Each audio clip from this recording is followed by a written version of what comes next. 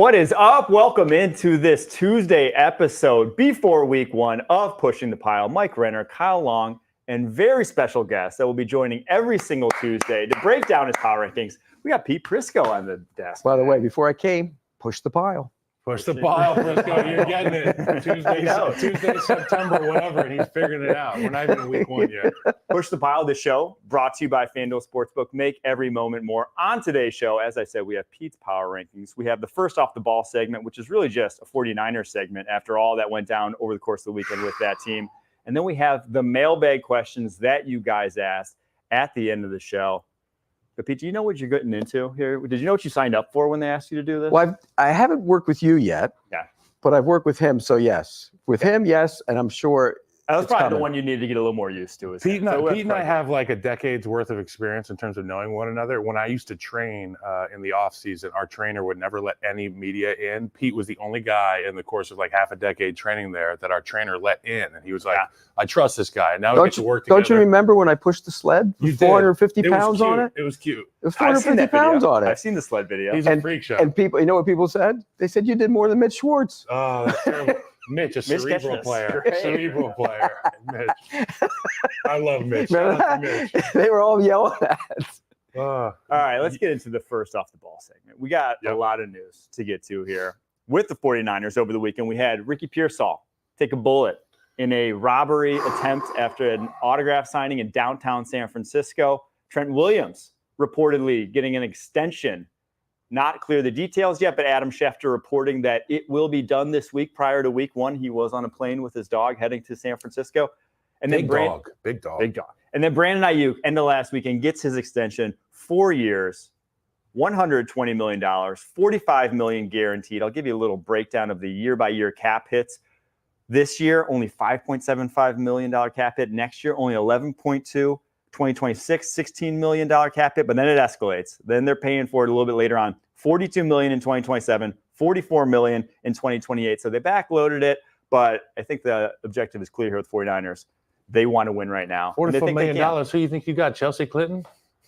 Is that Rush Hour? It's unbelievable. Remember Rush Hour? No. Great movie. Great movie. Couldn't make that movie today. I mean, there's certain things that you have to get taken care of. And when you're the San Francisco 49ers, it's the line of scrimmage. It's the guy who you can throw to at a moment's notice, and he will be open. That's Brandon Aiyuk. The way you start the plays in the offense in the NFL is with your offensive lineman. You want to put a dent in the defense. Nobody does it better than Trent Williams. Nobody can capture a 5 technique, can reach a 7, can get a block down from a tight end, get out and block the alley better than Trent Williams. Nobody can cut off the backside like Trent Williams. So if I'm Kyle Shanahan, John Lynch, I know I have to hammer this home to the people with the checkbooks. We got to get this guy done. Get him on his big-ass plane from Houston and get him here with his cane Corso. That's what they were able to do throughout the night last night. Obviously, going back to Ricky Pearsall, it's a scary time to be somebody with notoriety. I'm not sure if it was a wrong place, right time thing. Obviously, I don't know all the details, but our thoughts and prayers are with the Pearsall family and Ricky. It's obviously super scary, and that's the life part of it. Now the football part of it, he's going to try to be getting himself ready, I assume, to play at some point. And for the Niners, they hope that he can recover quickly. But, you know, you've got him high up in your list, and we're going to talk about your list here in a little bit. But the Pearsall news is scary. So to any of you NFL players, you got to keep your head on a swivel. Keep it really vanilla, keep it boring, man. I stay home a lot. It's 2 rookies in 3 years now. I stay home a lot. With Brian Robinson 2 years ago when the Washington Commanders. So kind of scary trend. And this one, obviously, more Robinson, I think, was just a random shooting that he was there for. This one actually attempted robbery, and like you said, leaving the chains at home. Maybe if you're a high profile, or give him up. Yeah. Or give him up. I mean, look, the bottom line, he's okay. That's the most important thing. Yep. He's okay. He's okay. He's lucky it went through. I mean, like his mom said, I don't know if you saw her tweet. She said no internal nothing. damage. That's amazing when you think about it. In and out. That's a miracle. It's a miracle. So shout out to Ricky, and we hope you're doing better, bro. Yeah, the 49ers, though, as it stands, they're well over the cap next season. Going to have to make some magic to do it, but they're going the scrubs and stars route, right? Like they just saw the Rams win a Super Bowl with this. I think they're going to attempt to keep all their stars intact, and then the rest of that roster, we'll see. Well, like, you know, look at the offensive line. Without Trent Williams, it's below average. With the Trent Williams, they're probably a little above average. They're not a great offensive line.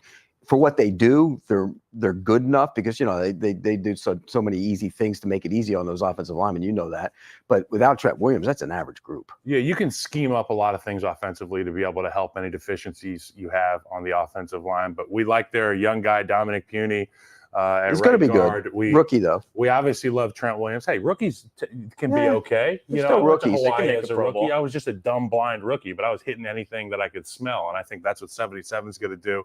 He's got a great set of eyes on him. He plays older than he is. You know what I'm saying? He's in the right spot for help. I remember when Quentin Nelson was coming out, there was a clip of him getting a blitzer off the edge from the other side of the line of scrimmage. That's just the wherewithal. That's a presence of mind to have your antennae up. And I think that Dominic Puni has that. So you've got one guy there on the right side. You get Trent back in the building. That's going to be huge because both those guys will benefit the dudes next to him. So Kyle Shanahan not in too troubled of waters there, but he's in much better waters now that Trent's back in the building. Yeah, Trent 36.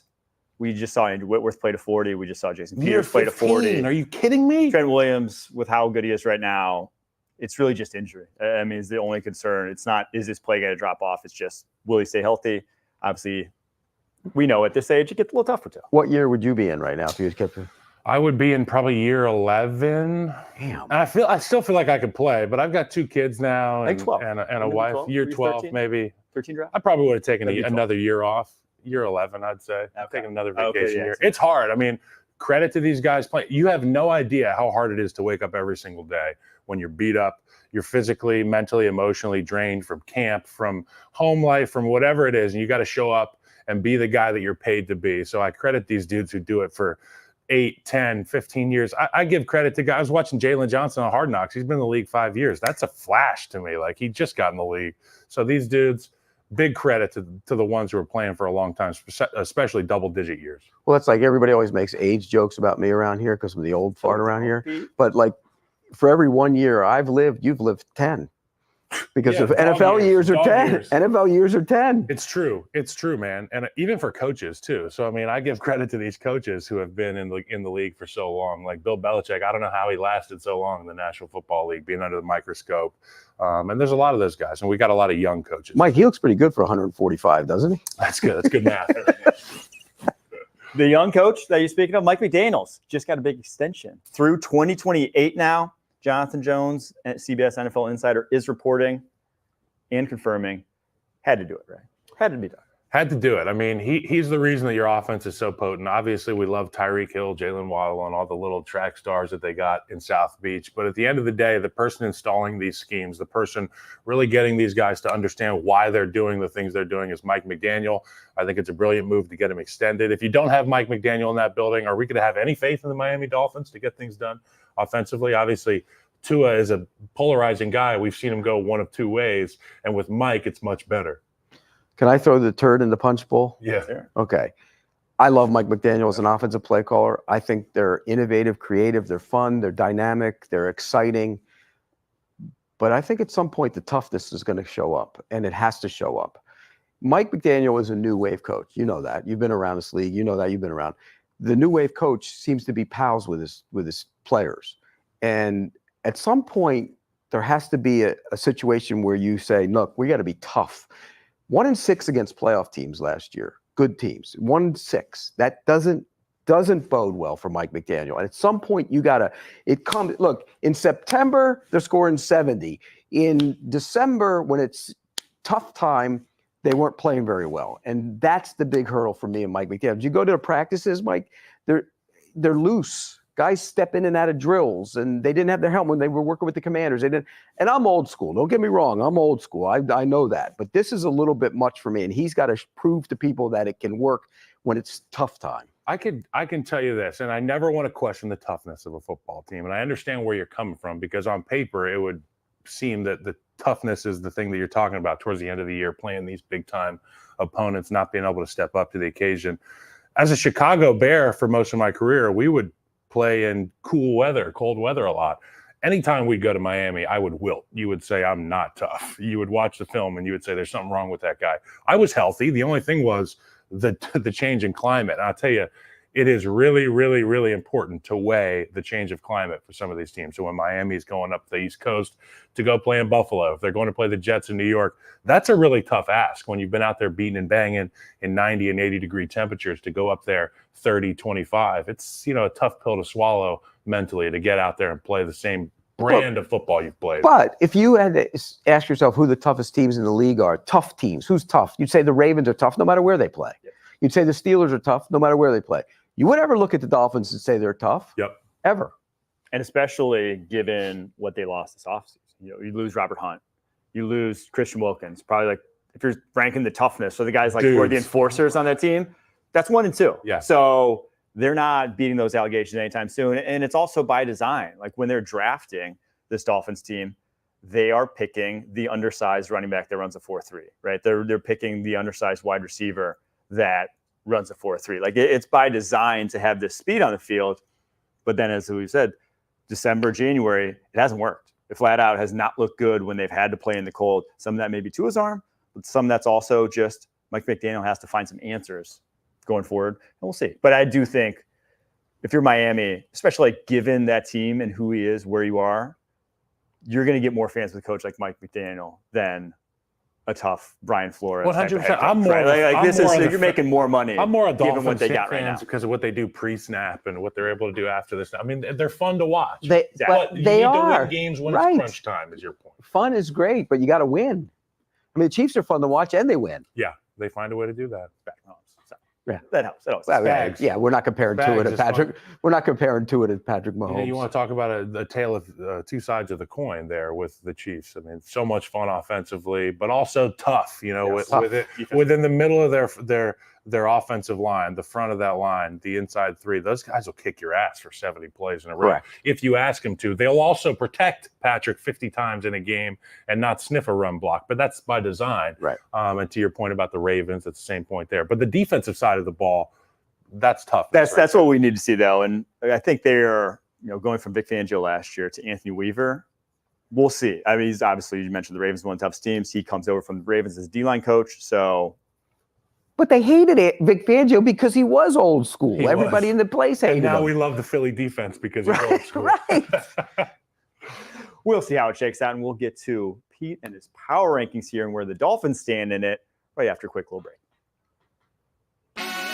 My first hot take of the year. When Sunday football isn't enough. Dislike that take. Great take. That other pregame show will put you over the top. I'm all in. Let's go viral here. Every Sunday, all the insight you need on CBS Sports Network.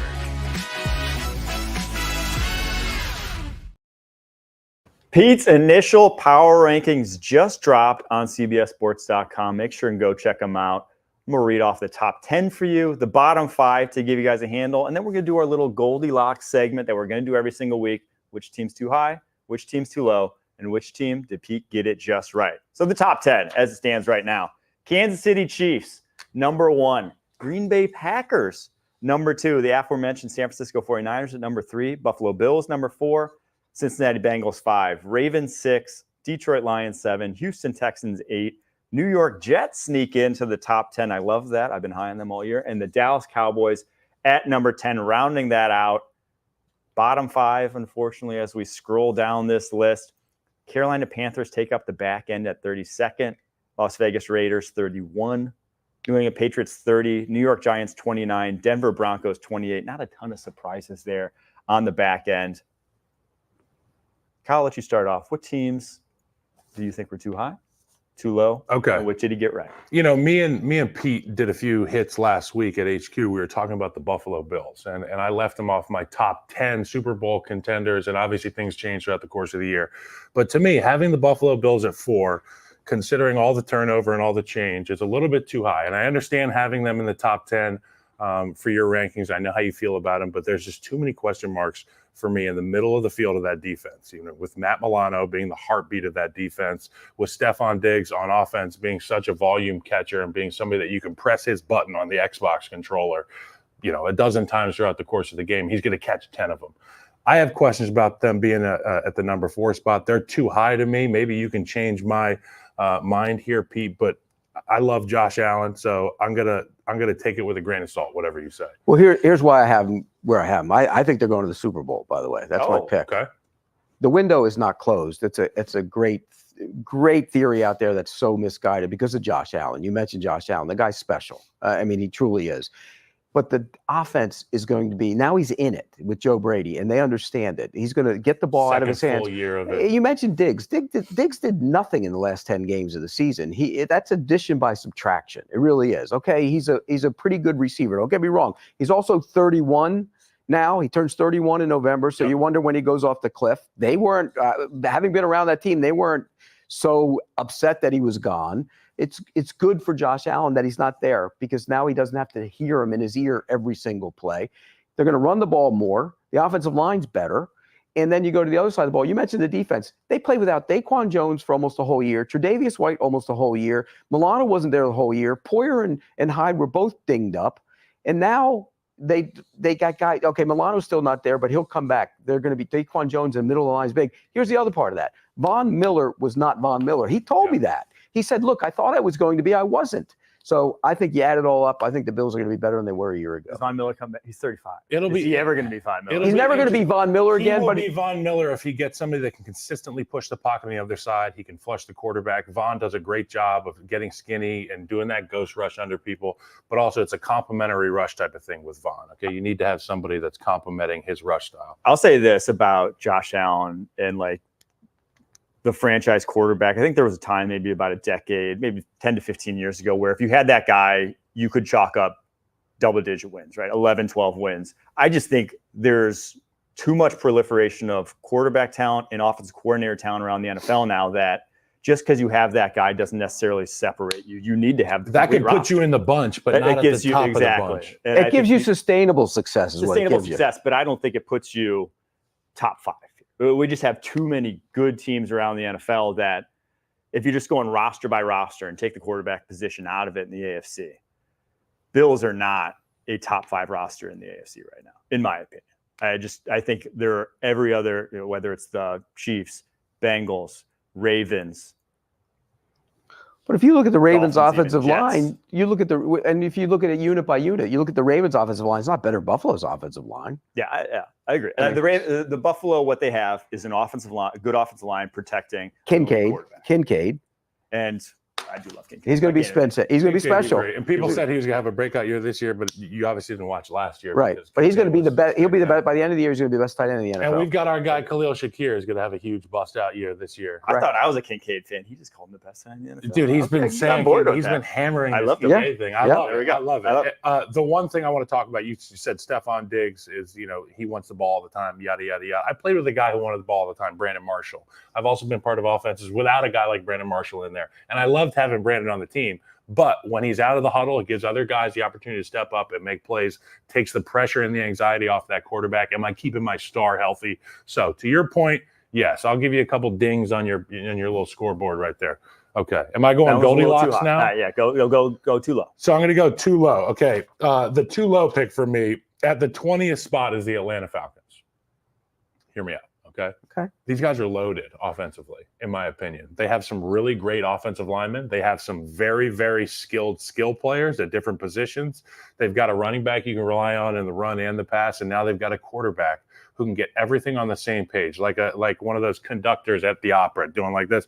This is Kirk Cousins, okay? That's all he's got to do. He's got to tell these studs where to line up. And obviously, they've got a new coach in town. They've got new veteran defensive players. Matt Judon, I'm not sure how much meat's left on the bone for Judon, but that's a big pickup. And then you go and get a pickup on the back end there with Gilmore, and you got a lot of good things going with Atlanta. So I think 20 would be a tough sell for me. I think they're probably in the mid-teens. It's not far off from where I want them, but I think 20 is a little too low for Atlanta Falcons, who have gone for broke to get this thing back into a title run type season. But you're discounting the Kirk Cousins and big game factor. Okay.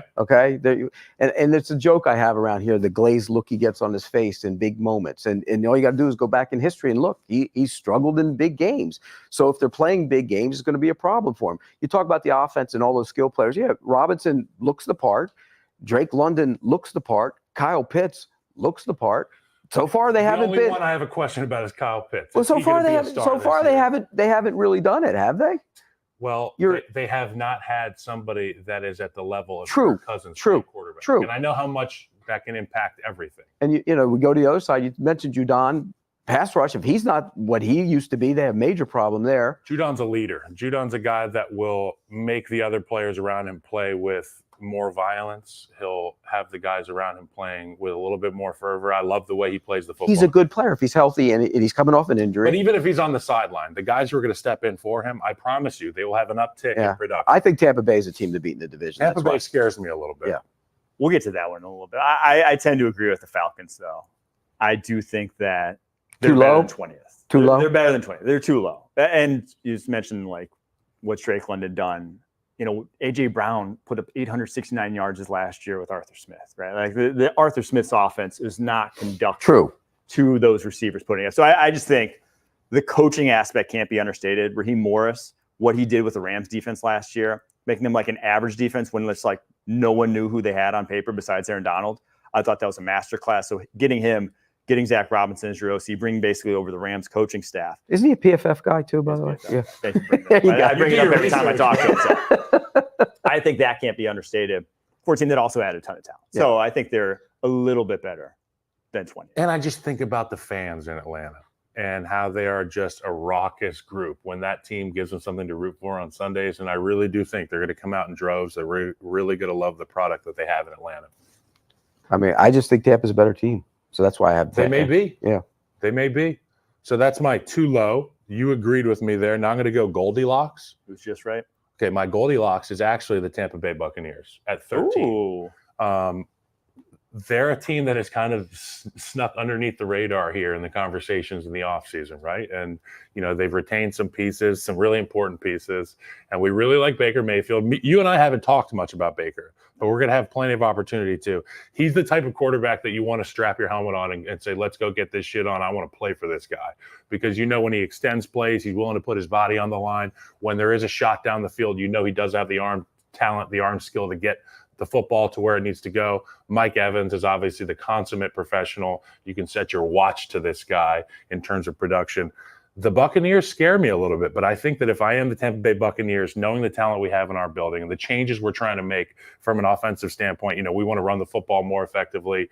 I think 13 is a good spot because you kind of sneak under the radar too. So you think they win the division then?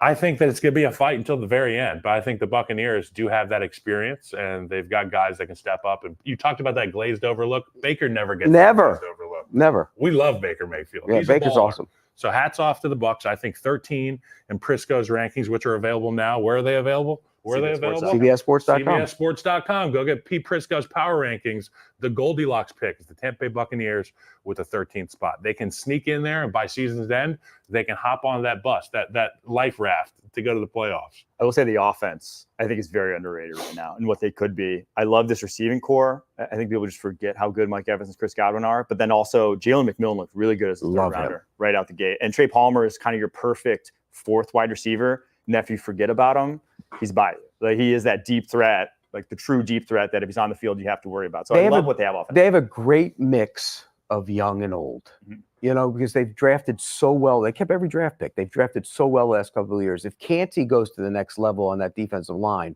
look out because he has the ability to be special. And Vita Vea played at close to 400 pounds last year. They've got him down to like 360, which is good for him. They're going to be much better on defense. And so I think, they got to count on some young guys. And this draft has to be, you mentioned McMillan, Would Tyke you rather Smith. count on young guys or old guys? A mix. I want a mix. Okay. I want my average age of my team to be If you had to pick, though. My starters, I want 25, 26, the average. See, I want youth. I want guys that don't know how good they can be, and it just kind of happens. But you have to have some guys that when you're an been old around. head, you got limits on what your body can do, what your True. skill set can But do. don't When you you're need- young, you're just dumb enough to go do But it. if you took the average age of your starting roster and it was 26 years old, you're perfect. That's great. Yeah. I agree. Yeah, I mean, the Bucs, they have, you mentioned it, Levante Davis, like obviously a veteran, but still doing well. Vita Vea, veteran. Antoine Winfield, this age, veteran. Mike Evans, Chris Godwin, veterans. But then you have like the youth in Graham Barton, Luke Gedeke on your offensive line, defensive line. You have the youth in Kalijah Kancey, Joe Tryon-Shoyinka, Logan Are they going to Hall. use Chris Godwin more Secondary. this year? Because I know last year there was. Well, some they moved them questions. in. They moved them inside last year, and so he wasn't. He was. I mean, they moved them back outside Middle last of the year. year, Now there he's was going to be that back big outside. hubbub Yeah. about they're Well, not getting in the football. Well, here's the thing with Chris Godwin. Chris Godwin will probably be gone after next year. He's got a 20. This is his last year in Tampa. He's got a bloated cap figure unless he takes McMillan's there to take over. And by the way, and you know this, Mike, McMillan was the best receiver at Washington 2 years ago. It wasn't Polk. It wasn't Adunes. It was Adunze. It was Hold your tongue, McMillan. bite your tongue. It was. He was. Remember Yeah. Dunze. Yeah. A lot of people like that guy coming Easy. out. Take it Sorry, easy. it's a Take it bear. easy. Sorry, it's a bear. All right, let's get to mine. Too high. And this one kills me to do if you're watching the YouTube stream and see my shirt right now, or just know anything about me, because Green Bay Packers are number 2. I love this team. I'm very excited about this team. Number 2 is just so high for me. That for this sketches team. you out. It's because, as a Packers fan, ever since the Super Bowl, every year I think the defense has turned a corner. They don't. They flat out have never had that defense to complement the offense. The offense has been there. And as much as I think the talent's there, I mean, every first round, so many first rounders on this defense, every single level of the defense, just chock full of them. I have to believe it. I have to see it before I believe it. I just have to see it before I believe it with the Packers. But getting rid of their defensive coordinator, replacing him with Jeff Hafley. It should be a huge upgrade, right? Because they're going to be much more aggressive. They're going to play a lot more press man on the outside. Those guys are built for it. If Stokes is on the field, they're certainly built for it. Getting McKinney on the back end is enormous. I think, the defensive line, those guys will go up the field now much more. I think, the 2 pass rushers will be that much better. As tough and out And, as there is in and football. Smith is a big physical body. They can go up the field. You got good interior players. The concern right now is the linebackers because they're banged up a little bit there, and the rookie hasn't kind of done his job yet. So there is concern of the linebacker. But I think they're going to be much better because of style of play. Plus, they're going to play with the lead a lot. Mhm. I think the offense is going to be fantastic. Remember, and you know this, they didn't play together as wide receivers at all last year. Watson was out, in and out. They were all. in modern NFL history. Too. Bunch of babies out there getting tuds downtown Julie Brown City. It's going to be awesome to watch with those receivers and the tight end, by the way, who's going to be a big time The player. second iteration as a starter of Jordan Love.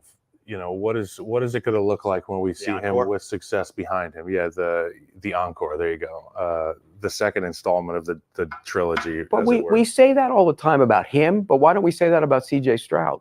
we've said I've been gassed up the Texans. I thought if I were doing two lows, said things could look maybe not as good Right. this year. It's a legitimate question for both of them because we've only seen them for 1 year. Dude, that's the reality of the league we play. These guys don't sit around with their thumbs in their butts all day. They take a look at the film once, they watch it a dozen times, and by the end of that dozen, they make all the notes. They know exactly when you're going to itch your face. They know when they know when you had gas. So for CJ Stroud, it's going to be beating that scouting report. And for Jordan Love, it's going to be living up to the expectations of having a guy like Pete Prisco throwing number 2 on the damn power rank. By the way, you would both agree with this, that what Jordan Love was better in the postseason than C.J. Stroud was. Jordan Love was fabulous. Yeah, It was awesome. that matters. And also with Love, it's like no expectation is going to be as high as what he had last year. Like everyone's saying it's like contract year with. Yep. Or that wasn't necessarily contract year. 'Cause they gave You him mean a contract. pressure? The pressure. Yeah, of the that. pressure. Yeah. Like no pressure is It's going an to compare impression. to what It's he an had to impression do. year. Last year Right. was an impression Replacing year. Aaron Rodgers. This is an expectation year. So last year it was like, what impressions are you going to make on us this year? Are you able to match the expectations that guys like myself and Pete and Mike have put out there on the table in front of you? And that's what we're going to wait to see. But that offense, young, they'll keep growing. Obviously, Hafley's defense will make them a barbed group. It's going to be a lot of fun to watch. So you know where you are right now? You're that kid at Christmas. I'm not going to get that present. I know I'm not getting it. I'm not getting it. And you know it's going to come. You know you're I just get wanted it. Pete to talk me into it. I Please, just wanted you to hype it up. for me. I want my photo football. I want my Xbox. I know I want it. I'm not going to get it though. I'm not going to get it. I've been burned before. I've burned too many times. Yeah. With high expectations. But I can get on board. All right, my too low. Seattle Seahawks. Yeah, 24th. we you agree have here. them. This one just stuck out like a sore thumb to me, not only because I think they're going to be great this year, just because I think they were better than 24th last year. Yes. Throughout flat out. They went 9-8 last year, were thought to be a playoff team until they faltered down the stretch. And there's a lot of places where they got better. One, I think, at defense coordinator, where I think Mike McDaniel was the class of the league last season with what he did that Baltimore defense, bringing that over. I think the secondary should be better considering they were all extremely young a year ago. I think this offensive line at least can't be worse, right? I still worry about the injuries that they have up front. Abe Lucas on the list already, going to miss the first 4 games at right tackle. They added some reinforcements there, though. I just don't see why this team takes a big step back, because 24th to me would be a step back. When you get this new DC and one who is as storied as McDaniel, and you know what his defensive units have been about. If I'm on the offense in Seattle, I'm already happy about our group. I already think we have the skill to get it done on the outside, and we've got the quarterback and get them the football.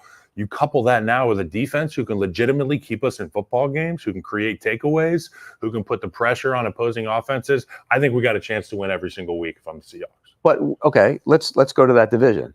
The 49ers are the best team. Yep. The Rams are the second best team. I think about the NFC West, I throw all records out the window. In those but if you had to pick it right now, they're the 1-2 teams in Trent Williams just landed in the Bay. I would pick the Seahawks over the Rams. I think You the would? Rams Oh, I defense wouldn't. has serious questions. Rams is You lost your DC and you lost the best I player agree of with all. that. I agree with that. But, okay, you have an unknown Mike McDaniel. You know what you have in Sean McVay.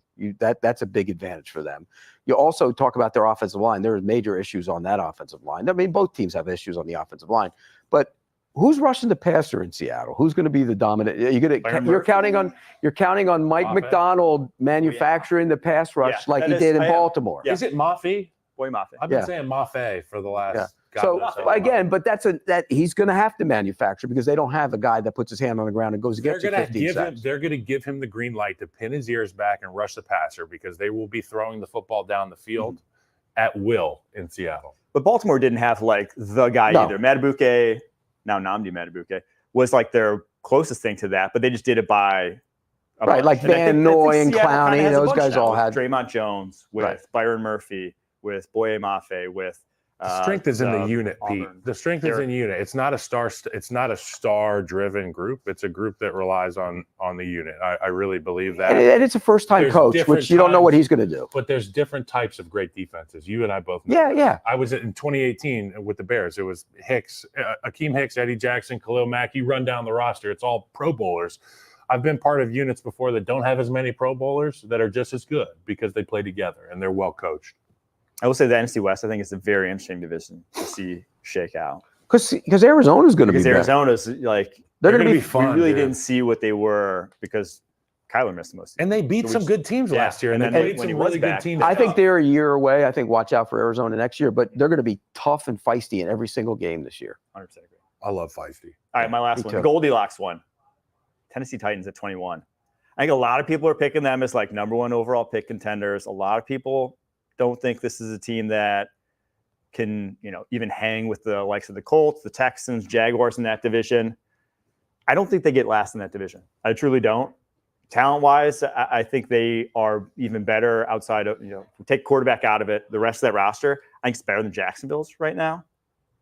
But it's just obviously Trevor Lawrence versus Will Levis. But I think Will Levis, what we saw last year, given the situation, Loved it.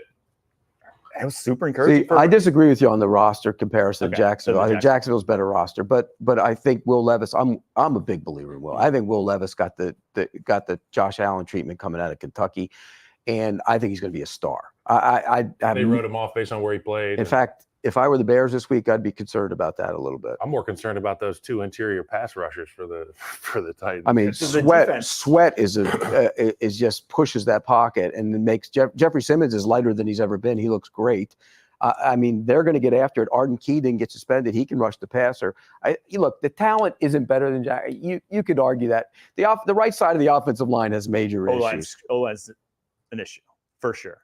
But I think his defense is going to kick some butt this year. And I like what they did with their secondary. L'Jarius Sneed, adding him to the mix. Awuzie. So good. Chidobe Awuzie, and then obviously Roger McCreary, one of the better slot corners. Like I think That's a good group. It's a good defense. They got to rush the passer. That's going to be the one thing on them. And by the way, edge rushers. Wilson's a great defensive coordinator. Everybody you talk to loves him. He's going to be a head coach in this league. So I'm with you on Titans. In fact, it wouldn't shock me to see I think all those teams in that division are going to be around 9, including the Texans are going to be around 9 wins, 8 wins. Somebody's going to win it by beating the other. I think the Texans, I think they get to the front, but I do agree the rest of those other 3 teams, I think, really beat themselves up and kind of get into a mix of 8, 9 wins. So Texans' schedule is brutal, though, if you look at it. I mean, really tough. But that team is just so loaded. I don't know. We'll definitely get to them in some future power rankings, but after this, we'll be doing a little mailbag, answering you guys' questions. Cause I just took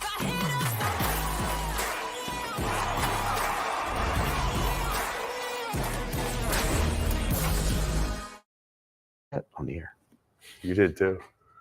All right, mailbag questions. We asked, you guys asked, and we're going to answer here for you. We got a ton, so let's get right into it. First one, which rookies do you think, this one comes from Coltoon on Twitter, which rookies do you think have the best chance to outperform their draft capital this season? 3, 2, 1. Javon Austin Bullard. Booker. Oh, yeah, we went with one with our. I went Packers. You were homers. This guy's That good. one's- that one's This the guy, homers. Austin Booker's got a whole tool belt. I mean, and I'll talk about Austin Booker for a second. Then I'll let you go on your Packer, okay?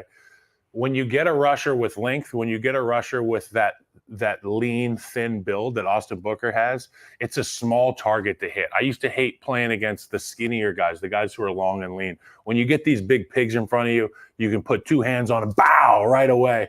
When you get a guy that's shifty, that can use any number of moves, whether it's the long arm stab, long arm to getting those hips by, he can create space. And I think he does have the ability not only to get to the right spot at the top of the rush, but his ability once he makes his move on the pass blocker to redirect. I'm not sure exactly the phraseology here, but the ability for him to get his hips through, re-aim his gun at the quarterback, and burst again reminds me of some really elite rushers I've seen in this league. Hip swivel. He's got great hips. By the way, he got so Booker- excited that the skinny table almost went around you. Austin Booker is going to have a great year, and I think he has already probably surpassed his draft. Yeah, I like that pick. Draft. That's a good one. I really like yours, by the way. That was Austin Booker, 5th rounder. And yeah, he might see serious snaps for the Bears. John Bullard, though, was my pick. Packer safety. Bottom of the 2nd round. They got him. He looked awesome in the preseason, playing in either slot, box, like the first Packer safety I can remember that actually takes on blocks and will get off blocks. And I was like, oh my gosh, they have one. So he looked fantastic. I'll throw out a few other names along the offensive line that I saw in preseason. I was like, okay, those guys can play. One we mentioned earlier, Dominic Puny, the Kansas guard who went to the 49ers in the 3rd round. He just looks like a day one quality guard. Zach Frazier, the Steelers center. That guy just looked like a plug and play. Not necessarily how what's Creed Humphrey looked, Salt Mines looked right out the gate in terms of dominance, but just like NFL readiness at the back end of the 2nd round was right there. And then Kingsley Suamataia, the Chiefs tackle, to start at left tackle, to get trusted from day one to get to pass protect Patrick Mahomes' blind side. He looked good in preseason. When we came in here for our first episode, and you taught me how to pronounce Kingsley's last name, Suamataia. Okay, you got to do the vowels, each one separately. Right, Suamataia. Suamataia. Yeah. Okay. Well, I saw probably 3 clips of this guy in training camp. Okay, I didn't watch him in college, but I saw 3 clips of him in training camp doing drills in Andy Heck's offensive line practice that I've done before. And I've never looked as good as Kingsley Suamataia did. I've never looked as comfortable, as confident, as fluid from a lateral movement standpoint, balanced. The guy seems to be a real athlete. And when you give Andy Heck, a football player, all he needs is one tool out of this guy. Whether it's toughness, whether it's smarts, whether it's size, Andy Heck can take that and make them into a really, really, really good football player. I'm excited to see what happens with Suamataia in Kansas City. You better work on Jawan Taylor then. Well, he was bad last you got to year. show me some tools. Yeah. Not false start. My guy would be Jalen McMillan. We mentioned him earlier. Yes. I loved him. I loved him. And another guy, he was actually the captain of my better than team was Sione Vaki. Yeah, I loved him. I thought he was running going back or a safety. I thought he was going to play safety, but he was going to be a core special teams player. He might be one of the best special teams player in the league by the end of this year. That guy was sweet. I loved his tape at Utah. Great picks there. I would have played him at safety, by the way. I would too. But running back, he was nasty. Right? He was. Both. Yeah. Porque no los dos. Yeah. Amigos. Yeah. All right, next question from Monty's Million on Twitter. Thoughts on players like Trent Williams or Jamar Chase holding out for bigger contracts well before their contracts are up? I know the two lists are very different, but yeah, they both had 2 years left on their deals after this, but both holding out to get new ones. Yeah, and you got to really, if you're the teams, you got to look at that because that's going to start to become an issue now and more. But they're tearing up quarterback contracts early now too to try and get ahead of the curve, and that's kind of become what it is. As the salary cap gets bigger and bigger, you're going to see more and more of this. I don't have a problem with it. If I'm those players and I'm over exceeding my contract expectations, I want a new contract. So I understand if you don't play up to your contract, what are they going to do? They're going to get rid of you or tell you to take a pay cut. Yeah, if I just finished year 14 and I was the most dominant left tackle in football and I still had some years left on my deal, I would say, well, the market has changed and the number that I signed for has changed. Okay, so if I signed for X, I am now due X plus 4. Okay, because that's just the way of the market. And if you don't want to pay me that, then you can play without me. So for the Trent Williams situation, I side with Trent Williams. You know what I'm saying? And I'm a player, and I'll always be a former player. The Jamar Chase thing, the same type of deal.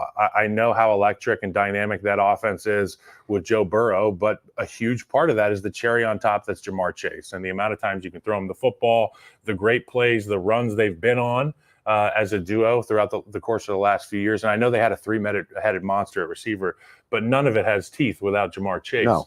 So you got to go get paid. And I mean, I support this and I understand. But he was due what, 1.5 this year? Yeah, but if you get your money, Jamar. But Chase. if you're Trent Williams and you're playing for the Raiders, they could sit there and say, sorry, too bad. But the 49ers are in a win now mode. So it's an entirely different thing. So is Trent.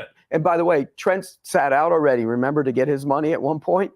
He's now 35, like you said. There's only so many more earning years in that body. You're going to leave money on the table. So if he was with the Raiders or some bad team and he did that, they probably tell him sit. And to your point, they're going to have to mandate at some point. They're going to say, guys, I understand what you're doing and everybody respects you and thinks you're a great player, but you sign a contract, you have to honor it. That's the other side of the thing. I'm not sure that side of the business, but as a player, if I'm in that locker room, the Steelers did with Le'Veon Bell. If I'm in the locker room with Trent Williams and he shows up today for meetings, I'm just happy to see him. That worked out well for Le'Veon Bell too, didn't it? Yeah, that's like they use the cautionary tale. But I do think there's like two key things to play.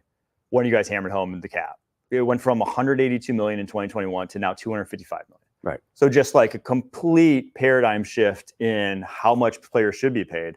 And so when it's keep going up like that, they have the money to play with. So every year you should be getting that escalating number if you are an elite player. And then I think the other thing is there's just a cultural shift around players that hold out now. Since there's so many of them, it used to be 1 or 2 in off season and the fans were very vocal about not wanting those guys. Now with so many guys doing it, it's almost changed the perception. Like no one's going to be mad at Jamar Chase when he comes back to the Bengals if he misses 3 or 4 weeks. They're going to be mad at Mike Brown for not getting the deal done. Yes. The shift has changed away from blaming the players as fans to blaming a lot of the owners for being too cheap. We're aware now of how much money is changing hands. Well, upstairs. and that's because that's the difference now too, is these teams that once used to be cash poor. You know, the Raiders used to have to back in the day used to have to borrow money. They used to have to borrow money to be able to pay their signing bonuses and stuff. Now they can't make that excuse because they're making so much money. So it's easier. The question becomes this though. If in 2 years Jamar Chase has 45 after he gets his mega extension, gets 45 catches and his skills are eroding, it's going to be tough to get rid of him because of the way the structure of the contract is. So it's catch-22. It really is. I mean, not that I think he's going to, because I think he's a big-time player and a star of stars, but it could happen. Yep. Yeah, we haven't seen. I mean, Alex Smith was probably the last time where we saw like an injury really just eat a team with one of those big contracts. I mean, maybe Deshaun Watson's. It happened to me, bro. But teams. It happened to me. Not a lot of teams have really had those, $100+ million deals come back to bite them in a big way at non-quarterback position. As a player, you understand that your days are numbered. And if you are putting the right thing on the field like Jamar and Trent Williams, then you will have no issue saying, I am deserving of this money. Because if I'm not, then I would be doing myself a disservice and my family, all the people that rely on me. You don't put yourself in the position to get injured unless you're taken care of financially. And I agree with Jamar and Trent in this situation. All right, next up, we have Jarius Norwood. I don't believe it's the real one. Asking 3 questions. Why is Prisco CBS so handsome? I'm Italian. That's good. The Lord is works pandering in mysterious effective? ways. Apparently pandering is effective. I would agree with that. And will the Raiders be a top 10 defense? Their defensive ends are amazing. Wilkerson is immense on the inside. Their linebackers are top half of the league, and their DBs will be more than solid. Playoffs are in reach, he says. Not really a question about the playoffs, but I don't think How well can the Raiders play the run? Because they're going to see the run a lot, in my opinion. With the quarterback situation the Las Vegas Raiders have found themselves in and the poor performances to finish out the preseason, really no true answer on who our quarterback is. You're going to start to see teams to be able to outpace these Las Vegas Raiders early in football games. And we're going to see a potentially 4-minute looking offense, in my opinion, throughout the course of the second half. How much run is this defense willing to play against? And are those defensive ends and these rushers that are obviously so electric on third down going to be able to hold up first and second down? Yeah, and you have questions at corner. I mean, I like Bennett when he came out a lot. So, but again, he has to prove that he can be the guy because he's starting now at corner. The kid out of Maryland, that'll be an interesting one. But I'm with you. They're going to run the ball at him. I mean, you have those pass rushers. You have Crosby, you have Kuntz. They're pass rushers. That's what they do. They're going to run the ball at him. And then you got the kid they picked last year out of Texas Tech. What's he going to be? I mean, I liked him coming out, but he didn't do much last year. That was a problem. So I do think they'll be better on defense. I don't know if they're going to be that good on defense. Yeah, I like their D-line. I think the D-line has good potential. Obviously, when you add Christian Wilkins to Max group. Crosby. Tough group. But they're secondary. I mean, Jack Jones, talented, but unreliable dating back even to his Arizona State days. So talented, by the way. Yeah, But he could be if he ever gets focused, he could be a So star. talented. What's up with DBs and losing focus, man? No, man. I I always don't blame the that DBs. well, Like lock it. that's what he didn't make it in New England for a reason. Yep. Yep. All right, next one. Ed Helinsky asking, which NFL teams are likely to soil themselves in having a god-awful season? Pete, what do you think, bro? Carolina. Well, come on. You're back on the Carolina train. Just punching them while they're down, Pete. Well, I mean, they're awful. They are. They made a change. They're better than last year, at least. No. I'm excited about Dave Canales. Did Bryce Young grow in the last year? Stop it. Well, I mean, Drew Brees is still 5'10", You bro. know, I wonder, so they have that surgery now, where you can cut. I would have had it. I would have had it already. Okay, this is great. If you were a team who had a quarterback that was just like off the charts good, but he literally couldn't see over the line, would you invest in getting leg lengthening surgery? I wonder how much we need to do a little more research, and I'm sure Bryce has probably done a little, into how much you can gain a lot, but how much mobility you have post is probably the bigger. Or maybe he could get those bucket shoes now. that Robert De Niro walks around in. Yeah, the Robert De Niro shoes. 100%. But see, Thank you, Ed Helinsky. you mentioned Drew Brees, but Drew Brees, and who told me, one of the offensive linemen, Zach Streif told me this a long time ago when I was there. He said, Drew Brees one day, he goes, yeah, he throws at least 150 passes a year where he has no idea, he can't see the wide receiver. And I said, well, how the hell does he do that? He said, just from repping it, he knows where he's going to be. Mesh Bryce Young's not there. He's not to that point. That's not, and if you watch him, he leaves a lot of clean pockets. You know what Bryce Young doesn't have the luxury of?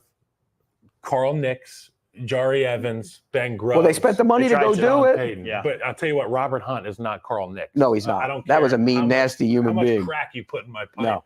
That's not Carl Nicks. No. So Drew Brees had the luxury of sitting in a pocket that he knew it was cleaner than a cotillion ballroom. But even when those guys were gone, he was doing the same things. This guy, Well, to your point, it was ingrained in that confidence, that understanding and comfort of being in the pocket and delivering, even when he can't see. Plus, he had that. Find that. Drew Brees had one of the most competitive streaks that you've ever had in a quarterback. That's what he wanted to be. Does Bryce Young? Do we know that? Year 2, baby. Here we go. I will say, though, if you're looking for that team to bottom out, usually it's a team that their offensive line bottoms out. I mean, that was the Panthers last year. The offensive line was terrible. To me, that's the Patriots this year, or the Commanders have a really tough offensive line as well. So both Unless the those rookie's good at left tackle, then the would line will be okay. You got a tough guy in Allegretti at left guard now. He's going to be a Andrew feisty guy. Wiley, 2 former Chiefs Super Bowl champs in there. Cornelius Lucas at left tackle. Unless the rookie beats him out, and he's supposed to beat him out, and he got hurt. That leads into our next question, which comes from Jane Jones asking, why does Pete like Daniels more than Williams? I assume that's Jane Daniels versus Caleb Williams. So why? Because I think he has a little bit more of the alpha in him.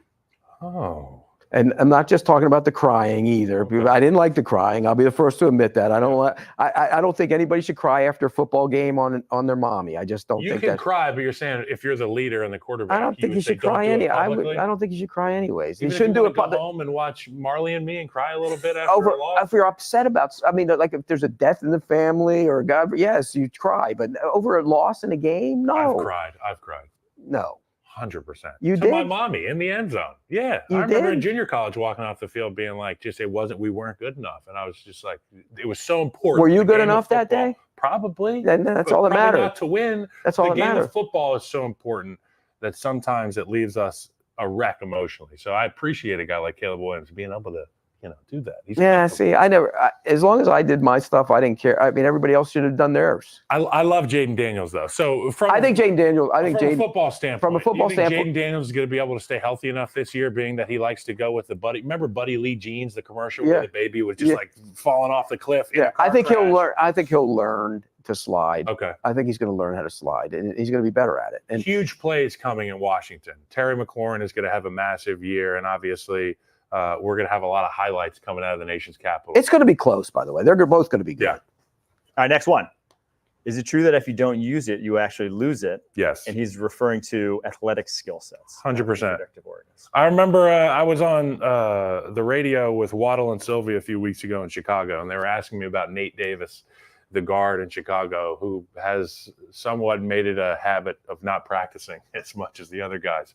And I was in that boat at the end of my career, and it was due to the physical, I was so worn down physically, I wasn't able to go down there every day and practice. If you don't use it, you will lose it, because the next time you do come on the field, it's probably on game day, right? Like if you sat, had a couple of vet days, your next day is going to be on game day. A Greg Maddux fastball may look like a Randy Johnson fastball after no practice. Things come at you quicker. Looks happen faster. You're not able to recognize, communicate with the guys next to you. Obviously, I'm talking about from an O-line perspective. Every position group in the National Football League will tell you the same thing.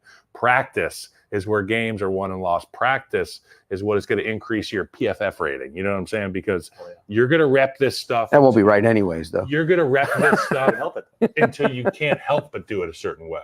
And for guys who don't use it, you're going to lose it. Yeah, but you guys don't hit anymore. I mean, at the end of your career, you weren't hitting much anymore anyway. In practice? How many padded days did you have at the end of your year? Even if there was no pads, Harry Heastan said, you line up here, and you're going to drive that guy through the end zone. And we're going to do it until we can't. But like comparing errors and the contact and the practice and the amount of hitting you did. I'd rather have pads on and hit than have shells on and guess what their speed is going to be. I don't know. I just think the offensive line plays bad because they don't hit enough. I will also say, though, I think especially end of career stuff, when you get into your 30s, a minor injury just does not come back. You don't recover from. You don't recover. Like minor injuries at 30 plus change you. You are a different player post those injuries. You just don't have the capabilities that you had before them. So that's not necessarily using it's a young man's game. But it's definitely like I wonder who they had in mind when they asked us this question. Yeah. Were they talking about you or the old guy? Feels like a personal attack. I'm coming to get you, Jay Rivers, Jay Smith, 154329439. All right, next one. Dave Richard said, pick one for the rest of your life: pancakes, waffles, or French toast. I had a great batch of pancakes this morning. Shout out to my wife, Caitlin. She's at home with our beautiful daughter. She made us all pancakes. You know what? The girls, they wanted blueberry. Daddy wants chocolate. So I got chocolate with a little butter and a little syrup. I'm going pancakes. So I agree. I'm a pancake guy. I eat 2 wheat waffles every day for breakfast. So waffles is an easy choice. With peanut butter. Put butter on it? Like peanut butter. Squares? Yeah. Peanut butter. Peanut butter. Yeah. I love a peanut butter. Protein waffle. Yeah. But if I had to, if I went into a diner and you said, which one of these would you take? I'd still take the waffle. But the French toast has protein. I don't like because French you toast. make it with egg. Yeah, I don't like French toast. I think there's a lot of versatility with the pancake. It's a multi-position type dish. You can wrap up a sausage in it. You can maybe make a sandwich with pancakes. You can just do cakes. There's a lot of versatility. Mike picked pancakes too? Pancakes, yeah. Like a skillet pancake. See, I can't eat French toast because I've never eaten an egg in my life. What? No. Yeah. Oh, yeah. You're going to eat an egg, by the No, I'm not. No, I'm not. Yeah, I will not eat that. You're going to lick that egg. Ugh. Just an aversion to how they look. When I was a kid, I remember a baby. It traumatized me. My mom. I don't know. Somehow I remember she tried to jam that egg in my mouth. I haven't eaten it since. I'm sorry about that. You didn't deserve that. So my wife eats them. She'll eat those hard-boiled nasty things, and I'm like, oh. I don't do deviled eggs. Oh, I love deviled eggs. No. I'm like, I'll eat 5 or 6 eggs a day. I'm big egg. How about a sunny side We're gonna make egg Prisco with eat an the egg. runny. It's disgusting. How do you eat You that? would hate how I like my scrambled eggs because I like them like almost uncooked. almost uncooked. Oh They are my just, like, God, that's liquid. I vile. do ketchup So on good. eggs. Big ketchup on eggs. Oh, guy. I won't eat them. I Oh, will not eat that. That's a good Well, we got question. more food questions here because California King's asking who's going to throw not only the first pick 6 of the year, but also what is our favorite fall meal during football season. Okay, you got. I got my pick 6 take. I think it's Daniel Jones. He faces Brian Flores' defense. 1 p.m. Sunday. I don't think we see one Thursday or Friday night. QBs are too good. Or better yet, go to the other side. Could be Sam Darnold. Yeah, that game's a good pick. I'm thinking about the rush that these quarterbacks are going to be facing, and obviously, if it's not Kansas City, I've got the Bears winning the Super Bowl. But I think Caleb Williams could have pressure in his face and try to do a little too much week one against the Titans. Maybe he throws one out there. Who knows, man? Who knows? Like those picks. Favorite fall meal for me, chili.